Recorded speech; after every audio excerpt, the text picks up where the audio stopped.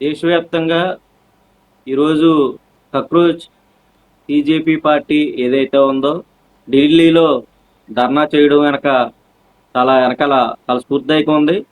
ఇప్పుడే ప్రపంచవ్యాప్తంగా అమెరికాలో కానీ, లేకపోతే నేపాల్ కానీ, శ్రీలంక కానీ అనేక దేశాల్లో యువత ఈరోజు ఆలోచిస్తా ఉన్నారు. ఆలోచించడమే కాదు, ముందుకొచ్చి ఏదైనా సమస్య వస్తే దాని మీద సోషల్ మీడియాలోనే ఇప్పటివరకు యువత అంతా సోషల్ మీడియాలో ఉండి సోషల్ మీడియాలోనే ప్రచారం చేస్తారన్న ఆరోపణని పక్కకు నెట్టి మేము సోషల్ మీడియా బానిసలం కాదు.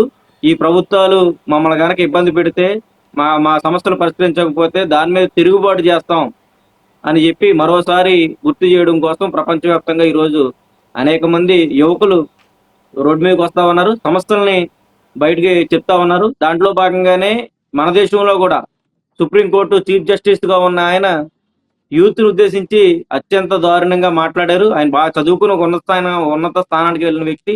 ఆయన ఆ మాటలు వెనక భావాలు చాలా ఉన్నాయి. ఇప్పటికే చీఫ్ జస్టిస్ గా పనిచేసిన వాళ్ళు చాలా మంది రాజ్యసభలోనూ పార్లమెంట్ సభ్యులుగాను ఉన్నారు.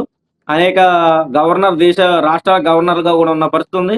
ఆ రీత్యా ఈరోజు యువతని తప్పుదారి పట్టించాలనే ఉద్దేశంతో, వాళ్ళని తొనచూపు చూడాలనే ఉద్దేశంతో చేసిన వ్యాఖ్యల్ని టీజేపీ పార్టీ చాలా సీరియస్ గా తీసుకుని ఈరోజు ముందుకొచ్చి అందరినీ ఐక్యం చేసి చేస్తా ఉంది.